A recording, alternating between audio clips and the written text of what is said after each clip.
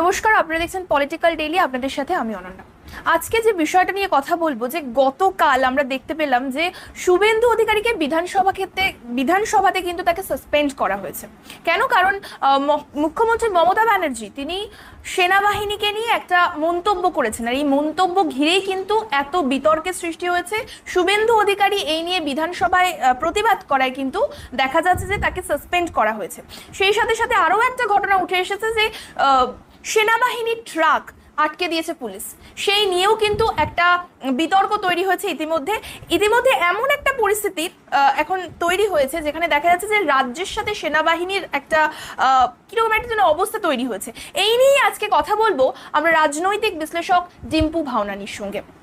দাদা, প্রথমেই আমার যে প্রশ্নটা সেটা হচ্ছে যে এই যে গতকাল আমরা দেখতে পেলাম যে শুভেন্দু অধিকারীকে সাসপেন্ড করা হয়েছে, কারণ মুখ্যমন্ত্রী মমতা ব্যানার্জির যে মন্তব্য, তিনি সেক্ষেত্রে মনে করছেন শুভেন্দু অধিকারী যে সেনাবাহিনীকে অপমান করা হয়েছে, তার জন্য তিনি প্রতিবাদ করেছিলেন বিধানসভায়, তো তার জন্য তাকে সাসপেন্ড করা হলো। কি বলবেন এই নিয়ে?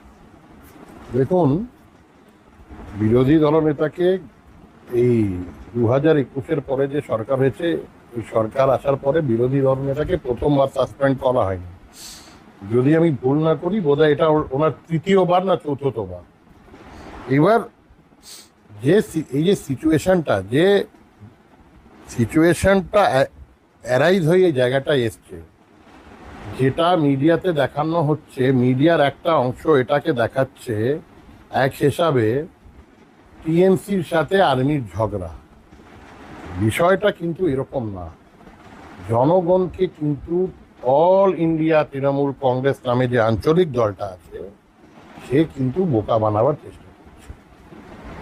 বিষয়টা কি জনগণের জানার দরকার আছে, আমি জানিয়ে দিচ্ছি।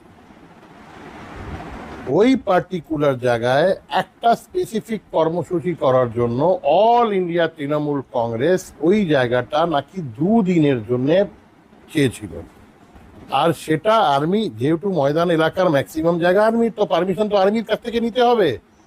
ফিরাদ হাকিমের কলকাতা মিউনিসিপ্যাল কর্পোরেশন তো পারমিশনটা দিতে পারবে না। 2 দিনের পারমিশন চাওয়া হয়েছিল, 2 দিনের পারমিশন আর্মি দিয়েছে।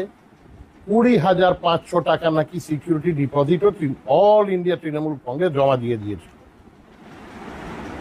তো বেশ, তাহলে 2 দিনের প্রোগ্রাম যখন হয়ে গেল, তাহলে জায়গাটা খালি করুন, প্যান্ডেলটা নামিয়ে দিন আর বাড়ি যান।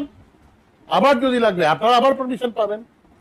তো ঘটনাটা হলোটা কি, যে 2 দিনের জন্য যে পারমিশনটা চাওয়া হয়েছিল, সে প্যান্ডেলটা ওইখানে, সে মানে প্যান্ডেলের সাথে তো আরো তো জিনিস থাকে, সোফা থাকে, চেয়ার থাকে, পাকা থাকে, লাইট থাকে, কার্পেট থাকে, রেড কার্পেট থাকে। আবার তো বড় দল, তো রেড কার্পেট, একটা হলিউডের রেড কার্পেট হয়, একটা এদের রেড কার্পেট, একটা হলিউডের রেড কার্পেট, এসব ছিল।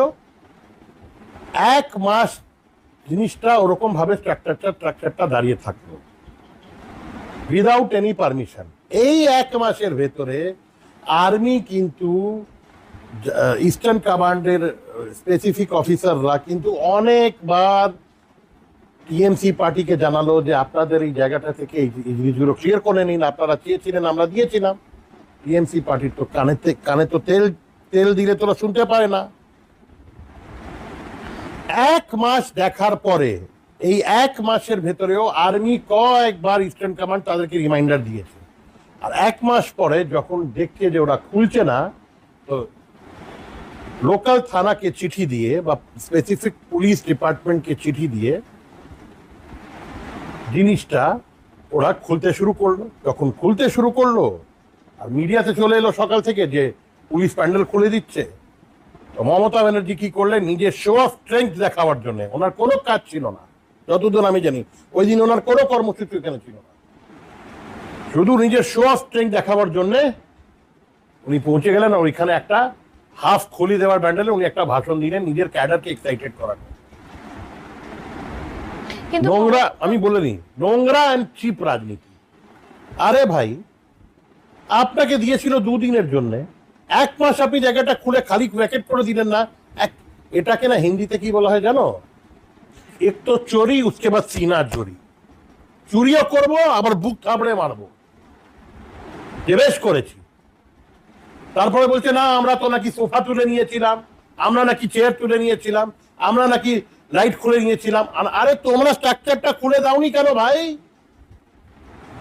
কেন খুলে দাওনি? মমতা ব্যানার্জি বলছে আর্মি ভুল করেছে, আমি বলছি 100% আর্মি ভুল করেছে, 100% আর্মি ভুল করেছে। 2 মাসের জায়গা যখন 1 মাস, 2 দিনের জায়গা যখন 1 মাস ওইখানে ট্রাক্টরটা দাঁড়িয়ে থাকলো, তো আর্মি থানাকে চিঠি দিয়ে শুধু ওটা খুলেছে, ভুল করেছে। ইললিগাল পজেশন অফ প্রপার্টির কেস করা উচিত ছিল প্রপার কোর্টে। আমি বলছি আর্মি ভুল করেছে। কিন্তু মমতা ব্যানার্জি তো বলছে যে এই সেনাবাহিনী যখন মঞ্চটা খুলছে তার আগে কলকাতা পুলিশকে জানানো উচিত ছিল। আমি তো যা মিডিয়াতে শুনেছি ওরা জানিয়েছে। আর আর আর আর মমতা ব্যানার্জি এটা বলছেন না, মুখ্যমন্ত্রী এইটুকু বুদ্ধি নেই যে 2 দিনের জন্য ওনার দল নিয়েছিল পারমিশন, আর 1 মাস ওরা খুললো না, নিজের দোষটা আমি দেখতে পাচ্ছেন না। আমি বলছি ঘটনাটা কি হয়েছে। মমতা ব্যানার্জি শুধু এটা বলেননি, মমতা ব্যানার্জি এটাও বলেছেন, উনি নাকি এটাও বলেছেন যে না বিজেপি, উনি জবরদস্তি, যেখানে আর্মি আর টিএমসি পার্টি আর কলকাতা পুলিশ, যেখানে বিজেপি কোনো পার্টি না, মানে এই কেসে তো বিজেপি কোনো পার্টি না, পার্টি মানে বিজেপি কোনো লেনদেন নেই, জবরদস্তি বিজেপি করে টেনে না কি করছে না, বিজেপি আর্মির মিসইউজ করছে। এটা মমতা ব্যানার্জি কথা কেন বলেছে জানেন তো? এক হিসাবে মমতা ব্যানার্জি ঠিক বলেছে, ওনার কথা ভুল কিন্তু এক হিসাবে ঠিক। কেন মমতা ব্যানার্জি তো এটাই করেন, পুলিশকে দিয়ে বিজেপির এগেন্স্ট ইউজ করেন। কোন র্যালি মিছিল করতে গেলে আমরা বিজেপি ওয়ালারা পারমিশন পাই না, আমাদের লিডার অফ অপোজিশনকে বা অন্যান্য নেতাকে হাইকোর্ট থেকে পারমিশন নিয়ে,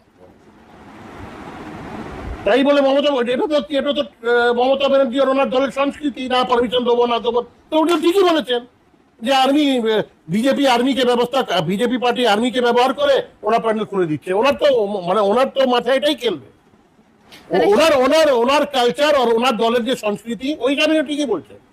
কেন ও একটা কথা আছে না, মানে আমরা যেরকম নিজে হই ওরকমই পরেকে ভাবি। উনি যেরকম পুলিশকে মিসইউজ করেন বিজেপির এগেনস্টে, উনি সেটাই ভাবছেন যে এত বড় ইন্ডিয়ান আর্মির শৌর্য, এত বড় ইন্ডিয়ান আর্মির রেকর্ড, তাকে একটা ওইটুকু প্যান্ডেল খোলার জন্য বিজেপি পার্টি বলবে? আর বিজেপি পার্টি যদি বলতো তো আগেই বলতো, 1 মাস কেন দাঁড়িয়ে থাকলো? যেভাবে মমতা ব্যানার্জি নিজের পুলিশকে মিসইউজ করেন সেভাবে উনি তো এটাই ভাবছেন যে বিজেপি এখন, আর্মি তো ইস্টার্ন কমান্ডের তো খেয়ে দিয়ে কোনো কাজ নেই, ওইটুকু প্যান্ডেল খুলে মমতা বিজেপি পার্টি ওনার সাথে রাস্তায় লড়াই করছে, সব জায়গায় চোখে চোখ দেখে লড়াই করছে, ওই প্যান্ডেল খুলে লড়াই করবে বিজেপি পার্টি। আর বিজেপি পার্টির কি লেনা আছে ইস্টার্ন কমান্ডের সাথে? কোনো লেনদেন নেই। বাজে একটা কথা, থার্ড ক্লাস ন্যারেটিভ। ওই ফেমাংশুরা এখন ভালো ন্যারেটিভ করতে পারছে না, চাকরি চলে যাবে।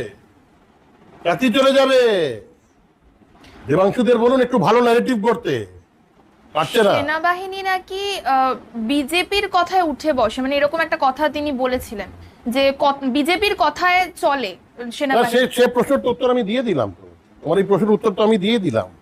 উনি যেহেতু ওনার পুলিশ ওনার কথায় উঠে বসে, উনি ওটাই ভাবছেন। ওনার নিজের ভুল দেখতে পাচ্ছেন না। 2 দিনের পারমিশন নিয়ে 1 সপ্তাহ 1 মাস ওনার প্যান্ডেলটা ওইখানে দাঁড়িয়ে থাকলো, যখন খুলতে লাগলো তো সকাল সকাল উনি দুপুরে পৌঁছে গেলেন ভাষণ দিতে। What is this? কোন সময় তো নিজের দলের লোকের ভুলটা বলুন দিদি। আজও আপনাকে দিদি বলে রাখছি, আপনি মুখ্যমন্ত্রী, আপনার আমরা একটা সম্মান আজও আপনার জন্য বুকে আছে। বিজেপি করি তো কি আছে? কোন সময় তো নিজের দলের ভুলটা বলুন। 15 বছর হতে এলো, 14.5 বছর হয়ে গেল। একদিন আপনার দলকে ভুলে দিলে আপনি ভুলে যাবেন না, বরঞ্চ লোক দেখবে যে হ্যাঁ না দিদি নিজের দলের লোককেও বকছে। আমরা দেখলাম যে এই প্রসঙ্গে আরো একটা বিতর্ক উঠে এসেছে যে মহুয়া মৈত্র, সে কিন্তু অমিত শাহকে নিয়ে একটা কুমন্তব্য করেছেন। তিনি বলেছেন যে অমিত শাহের মাথা কেটে প্রধানমন্ত্রীর টেবিলে রাখা উচিত, এরকম একটা মন্তব্য শোনেন না। তো মহুয়া মৈত্র, শোনেন না, আমি তো কথা বলা উচিত না, কিন্তু এমন প্রসঙ্গ চলে আসে যে মহিলা, কারোর পার্সোনাল লাইফ নিয়ে দেখুন আমি অ্যাটাক করতে চাই না, কিন্তু জবরদস্তি প্রসঙ্গে ওরা চলে আসে, বলার ছাড়া কোনো উপায় আমাদের কাছে থাকে না রাজনৈতিক বিশ্লেষকের হিসাবে। যে মহিলা নিজের পোষা কুকুর নিয়ে নিজের এক্স বয়ফ্রেন্ডের সাথে ঝগড়া করেছে কুকুরের পজিশন নিয়ে, পুলিশ কেস করেছে, ওর বয়ফ্রেন্ড ওর উপরে করেছে, ওর বয়ফ্রেন্ড ও নিজে বলছে আমার, ও বলছে ও কুকুর আমার চুরি করে নিয়েছে, ও হচ্ছে আমার কুকুরও চুরি করে নিয়েছে। হ্যাঁ, ডিক্যাথলন বলে একটা ব্র্যান্ড আছে যার কাপড় জামা আমরা পরি, ওর ওই দোকানে গিয়ে যখন উনি একবার নিজের বাবার, মানে যেটা নিউজে পড়েছিলাম আমি, 1-1.5 বছর পুরনো কথা, নিজের বাবার জন্য কিছু কেনাকাটা করতে গেছিলেন, যে যেতেই পারেন, আমিও মাঝে মাঝে যাই আমার মা বাবার জন্য শপিং করতে। হ্যাঁ, ওইখানে যখন বিলিং করতে গেছেন তো ডিক্যাথলনের স্টোরের ম্যানেজার ওনার ইমেল আইডি চাইছে, তাতে ওনার পুরো মানে সারা গায়ে ওনার আগুন লেগে, না আমার ইমেল আইডি কেন চাই, সম্ভবত ইমেল আইডি সাথে ফোন নাম্বারটাও চেয়েছে। তো উনি বলছেন তখন, না আমি লন্ডন থেকে শপিং করি, ওরা শুধু ইমেল আইডি চায়, আপনারা ফোন নাম্বার চাইবেন কেন? এসব সব নিউজ, এইসব ওনার বিতর্কে থাকতে লাগে ভালো, এইসব নিউজ উনি নিজে ক্রিয়েট করান, তারপরে আমাদের মতন লোককে বোকা বানানোর জন্য লিক করান মিডিয়াতে। আর এই যে আমি এখন বলছি না, এটা বলে আমি কিন্তু ওনাকে আবার বিতর্কে আনছি, আপনি বিতর্কেই থাকতে চান, সে তো ঠিক আছে বিতর্কে। এখন যদি রাস্তায় আমি খালি গায়ে যদি রাস্তায় হাঁটি তো আমিও বিতর্কে চলে আসবো, সেটা কোনো ব্যাপার না। কিন্তু মুশকিল হচ্ছে মমতা ব্যানার্জির মতন একজন, দেখুন মমতা ব্যানার্জির সাথে আমাদের আদর্শবাদের, আমাদের আইডিওলজি নিয়ে অনেক ঝগড়া, অনেক বিতর্ক, আমাদের সাথে ওনার কোনো আইডিওলজিক্যাল মিল নেই, আমরা ওনার সরকারকে হাঁটাবার জন্য গায়ে পড়ে লেগে আছি। কিন্তু উনি, মমতা ব্যানার্জি একটা অনেক বড় মাপের নেত্রী, এটাতে তো আমরা কেউ করতে পারবে না। আমার আশ্চর্য হয় মহুয়া মিত্রর মতো একজন মহিলাকে উনি নিজের দলে একটা এমপি কি করে বানিয়ে রেখে আছেন। আমার আশ্চর্য তো দিদির ওপরে হয় আর অভিষেক ব্যানার্জির ওপরে হয়। ওরা নেতা পান না? এত ভালো ভালো লোক আছে অল ইন্ডিয়া তৃণমূল কংগ্রেসে। উনি এই যে কথাটা উনি বলেছেন মাননীয় গৃহমন্ত্রীর জন্য, উনি বিতর্কে থাকার জন্যই বলেছেন। কিন্তু আমি আবার বলবো, বিরোধী দল নেতা বা বিজেপি কোনো বেঙ্গল লিডারকে এটা নিয়ে হাইকোর্ট মুভ করা উচিত। সেই সাথে আরো একটা মন্তব্য তিনি করেছেন যে এই যে কাঠের মালা গলায় ঝুলিয়ে ভাতা নিতে চলে আসে, এরকম একটা মন্তব্য তাকে করতে শোনা গিয়েছে। তিনি, বিরোধীরা বলছে তাকে হিন্দু ধর্মের অপমান তিনি করেছেন। আগেও করেছেন মনে হয়, মানে উনি তো আগেও হিন্দু ধর্মের অপমান করেছেন, প্রথম তো করেননি। উনি কালিমাকে নিয়ে উল্টোপাল্টা কথা বলেছেন, উনি জাতিদের অন্য হিন্দু ধর্মে যে আলাদা আলাদা জাতির লোক আছে তাকে নিয়ে উনি, কাস্ট সিস্টেমকে নিয়ে উনি উল্টোপাল্টা কথা বলেছেন। উনি রেগুলারলি করেছেন, তো এটা প্রথম তো করেননি, প্রথম করেননি তো। এটা ওনার, উনি এটাই ওনার সংস্কৃতি। আরে ওটা ছাড়ুন না, দুদিন আগে দেখলেন না ওই ইন্ডিয়া অ্যালায়েন্সের ওই নেতাগুলো পার্লামেন্ট থেকে ইলেকশন কমিশন অব্দি মার্চ করলো, উনি তো দেখালেন যে উনি একেবারে মানে হয়ে পড়ে গেলেন। উনি কি এটা অভিনয় করেছিলেন মনে হয়, মানে উনি তো এইভাবে তারপরে ওই কন্ডিশনে যে এইভাবে পড়ে গেছিলেন। হ্যাঁ, আরো একটা ভিডিও বলছি, আমি আমার কথাটা বলি। হ্যাঁ, এইভাবে ওই অবস্থায় তো উনি তো ইশারা করছিলেন, আমি তো ইনস্টাগ্রামে ভিডিও দেখেছি। ওই ইশারা, যে ইশারাটা উনি করেছিলেন ওই অবস্থায়, ওটা আমি ক্যামেরায় করে দেখাতে পারি না, কিন্তু করেছেন। ইনস্টাগ্রামে তো আমার কাছে আছে, দরকার হলে আমি দিয়ে দেবো, তুমি নিজের এই ভিডিওর সাথে লাগিয়ে দিই। সেই সাথে আরো একটা প্রসঙ্গ, সেটা হচ্ছে যে এই যে তৃণমূল কংগ্রেস এবং কংগ্রেস, প্রদেশ কংগ্রেস, তাদের মধ্যে কি কোনো আঁতাত রয়েছে? কারণ আমরা দেখতে পাই যে অধীর রঞ্জন চৌধুরী, প্রাক্তন প্রদেশ কংগ্রেস সভাপতি, তিনি মন্তব্য করেছিলেন কিছুদিন আগে যে তৃণমূল কংগ্রেসের কর্মীরা নাকি কংগ্রেসের কর্মীদের মারধর করছে বা অত্যাচারিত হচ্ছে তাদের দ্বারা, কিন্তু অন্যদিকে দেখা যাচ্ছে যে ইন্ডিয়া জোটের ক্ষেত্রে তারা একসাথে মিলে বিভিন্ন কর্মকাণ্ড করছেন, ইলেকশন কমিশন একসাথে দখল করছেন। মানে কোনোভাবে কি মনে হচ্ছে যে তৃণমূল কংগ্রেস এবং প্রদেশ কংগ্রেস এই দুটোর কোনো আঁতাত রয়েছে? হ্যাঁ, ওটাই তো, এটা তো আমাদের বিজেপির নেতাগুলো বলেছেন, তো বিরোধী দলনেতা তো এটা বলেছেন আগেও, দিল্লি মে দোস্তি আর বেঙ্গল মে কুস্তি। আমরা দেখতে পেলাম যে গ্রেফতার করা হয়েছে রাকেশ সিংকে, কারণ তিনি কংগ্রেস অফিসে ভাঙচুরের অভিযোগ তার বিরুদ্ধে আছে এবং কংগ্রেসের পতাকা তিনি পুড়িয়ে ফেলেছেন। এই নিয়ে আপনি কি বলবেন? রাকেশ সিং এর বিরুদ্ধে এরকম অভিযোগ এসেছে। আমার মনে হয় না এটা নিয়ে কোনো বিশেষ কোনো মন্তব্য করা দরকার আছে। কেন, আমাদের ভারতীয় জনতা পার্টি তো একটা প্রেসিডেন্ট বেসড পার্টি, আর আমাদের আমাদের রাজ্যের প্রেসিডেন্ট মাননীয় শ্রমিক ভট্টাচার্য যেটা নিয়ে অলরেডি বলে দিয়েছেন। উনি পরিষ্কারভাবে আজকেও সম্ভবত এটা উনি বলেছেন, আগেও বলেছেন যে রাকেশ সিংহের কিন্তু ওই জায়গাটায় গিয়ে কিন্তু একটা কংগ্রেস আমাদের বিরোধী দল হতে পারে, কিন্তু আইনত ওরাও দেশের তো একটা রেজিস্টার্ড দল। কোনো দলের ওইভাবে গিয়ে সেই দলের অফিসে গিয়ে ওই দলের পতাকা জ্বলিয়ে দেওয়া, যেটা অন ক্যামেরা দেখতে পাওয়া যাচ্ছে, এটা ঠিক হয়নি। এটা কিন্তু শ্রমিকদা বলে দিয়েছেন। হ্যাঁ, বিক্ষোভ করেছেন, বিক্ষোভ করার শ্রমিকবাবু এটাও বলেছেন যে বিক্ষোভ হবে, বিক্ষোভ হয়েছে, আর বিক্ষোভ সারা দেশ জুড়ে হয়েছে। ঘটনাই এমন, প্রধানমন্ত্রীর স্বর্গবাসী মাতাজি, মানে ওনার মাতাজি তো স্বর্গবাস হয়ে গেছে, ওনার দেহটা তো এই পৃথিবীতে আর নেই।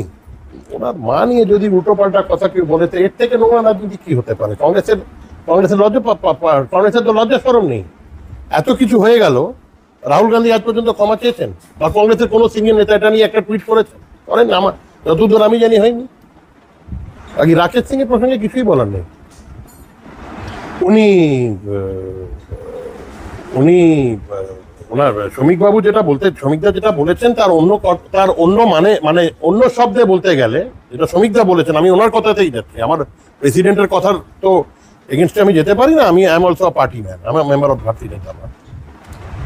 শ্রমিকদা বলেছেন বিক্ষোভ সারা দেশ জুড়ে হয়েছে, এখানেও বিক্ষোভ হওয়া ন্যাচুরাল, কিন্তু কোনো দলের পতাকাতে আগুন লাগিয়ে দেওয়াটা আমাদের সংস্কৃতি না। তাহলে বিক্ষোভ করার অন্য রাস্তা, অন্যভাবে বিক্ষোভ করা যেত। 5 জন এইদিকে ছুটছে, 5 জন ওইদিকে ছুটছে। রাহুল গান্ধীর মুখে কালি লাগিয়েছেন, সেটা ঠিক আছে, কিন্তু একটা পতাকা জ্বালানো একটা ন্যাশনাল দলের, আমার এইটা দেখে, আর সত্যি কথাটা বলতে গেলে ওনার আরো কিছু ভুল আছে মিস্টার রাকেশ সিং এর। এবার বড় নেতা মিস্টার বলতে হবে। উনি কয়েকদিন আগে ওনার বাড়ির পাশে একটা আশ্রম আছে, এই আশ্রমে উনি একটা প্রোগ্রাম করেছিলেন। কি প্রোগ্রাম করেছিলেন? গোপাল মুখার্জি, যাকে আমরা গোপাল পাঠা বলে আমরা চিনি, যিনি গ্রেট ক্যালকাটা কিলিং এর দিন 16 অগস্ট 1946 দিন অনেক হিন্দুদেরকে বাঁচিয়েছিলেন। ওনার একটা মূর্তি, ওনার বাড়ির পাশে একটা আশ্রম আছে, ওই আশ্রমে ওই মূর্তি একটা বসানো হলো। খুব ভালো কথা। সেদিন বিজেপির অনেক ছোট বড়, অনেক বলবো না, কয়েকজন ছোট বড় নেতা কার্যকর্তারা ওইখানে গেছিলেন।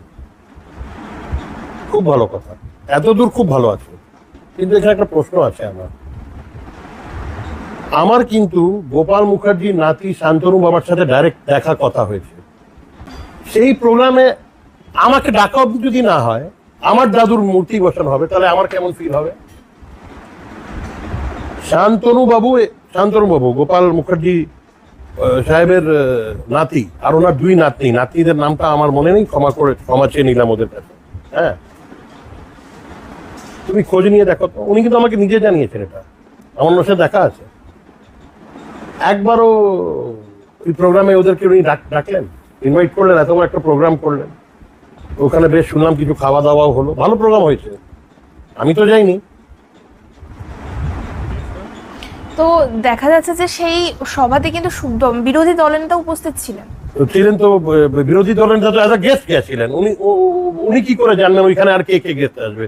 তুমি যদি কোনো বিয়ে বাড়ি নিমন্ত্রণ পাও, তুমি যাও, বা কোনো প্রোগ্রামে নিমন্ত্রণ পাও, বা যদি পলিটিক্যাল প্রোগ্রামে নিমন্ত্রণ পাও, তুমি কি জানো এখানে কে কে আসছে? ওনারটা তো বিরোধী দল নেতার ওপরে না, ওনারটা তো হোস্টের ওপরে। প্রোগ্রামে যতদূর আমি জানি, প্রোগ্রামে হোস্ট রাকেশ সিং ছিলেন। উনি তো সবাইকে ইনভাইট করেছিলেন, যাদেরকে ইনভাইট করেছিলেন। তো যে প্রোগ্রামের হোস্ট করছেন উনি, ওনার নাকি আশ্রম, ওনার বাড়ির পাশেই আশ্রমটা, আমি জানি। ওনার এইটুকু সেন্স ছিল না? আরে ওনার তো এই প্রোগ্রাম তো একদিনে হয়নি, নিশ্চয়ই প্ল্যানিং করেছেন, একটা মূর্তি বসিয়েছেন, মূর্তির অর্ডার দিয়েছেন। তো এই তো হিন্দ সিনেমার সামনে থাকেন শান্তনু বাবুরা, উনি ওইটুকু যেতে পারলেন না যে দাদা আমি আপনার দাদুর একটা মূর্তি বসাতে চাই, আমাদের একটা আশ্রম আছে। উনি কি মানা করে দিতেন? উনি একটা কনসাল্ট করতে পারলেন না? আচ্ছা কনসাল্ট তো করলে না, ওই প্রোগ্রামে একবার ওনার নাতিদের ওনাকে দিচ্ছে, আপনি রেসপেক্ট ডাকেনও না, একটা ইনভিটেশন করেননি, আমাকে শান্তনুবাবু নিজে জানিয়েছেন, তাই বলে তো আমি বলছি। ধন্যবাদ রিঙ্কুদা আমাদের সাথে এতক্ষণ থাকার জন্য, এবং দর্শক বন্ধুদের উদ্দেশ্যে বলবো যে এতক্ষণ ভিডিওটা দেখার জন্য অসংখ্য অসংখ্য ধন্যবাদ। আর লাইক, শেয়ার, সাবস্ক্রাইব করবেন, এবং যদি কমেন্টে মনে হয় যে কোনো মতামত আপনি দেবেন তাহলে দিতে পারবেন।